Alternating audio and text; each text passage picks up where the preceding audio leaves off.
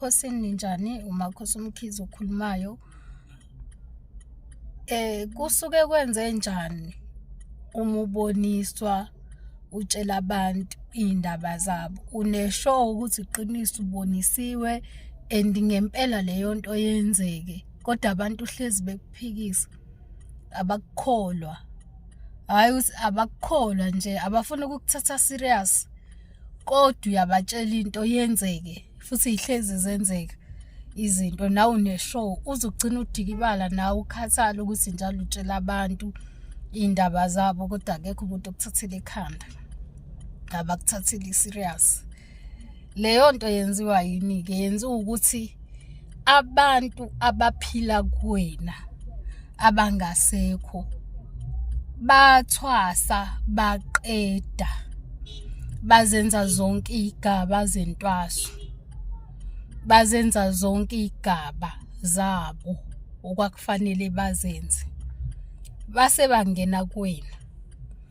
Wena akukho okwenzile, wena unayo i-connection eyanele, noma wena uplakile lo mngoma kuwena, noma wena lesi sipha usiplakile. Yebo bona bayasebenza, but abantu abaphikisi labantu abakutshela ibonakaliso, baphikisa wena ngoba wena awenze lutho ezivumelwane sakho nabaphansi ukuthi yebo uvumile nje, kodwa ayikho into oyenzile.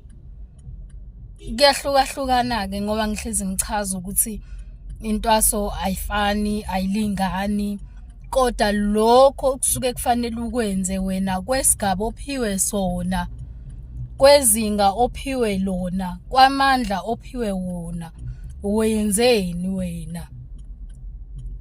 Ngoba ezinye izinto okunye uyahamba ukuthenge wenze kulungile, kodwa okunye kudinga imigidi, kudinga iy'gaba zakhona, kudinga i-process yakhona efanele okuyiyona yona. Uthi uma ukhuluma nabantu nawe bayazi ukuthi isangoma lesi esikhulumayo, nawe bayazi ukuthi umprofethi lo okhulumayo, ngokuhlukahlukana. Manje uma ukuthi laba phansi basahamba bodwa batshela wena utshela abantu, labantu obatshelayo mhlampe nabo banemimoya, nabo bagadiwe, banalento ukuthi hayi bo, siyamuzwa, mhlampe baze bezwe omunye umuntu oseceleni kunawe, siyamuzwa, kodwa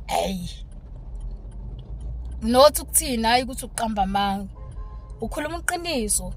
And leyo nto iyenzeka futhi umuntu umeke nje wa-ignore isibonakaliso omtshela sona, noma into oyithunyiwe ngempela ivele yenzeke.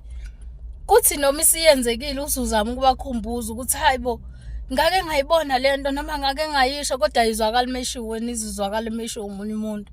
Why? Wena awenze lutho, ugcine ngokuthenga nje iy'mpahla, ugcine nje ngokwenza izinto lezi ey'light, kodwa awukaze awuhlabile inkomo, awuhlabile mbuzi, awuhlabile nkukhu. Istipend akusikhona konke okudinga into efanayo. Sometimes omunye kunezinto ayizibile, mhlampa amabhaya wazibile, izinto ayizibile. So nje iloko ngiyacela ukuthi ifunisise ukuthi yini ongayenzile wena yini lezo connecta nabakini kakhulu ukuze wamukeleke.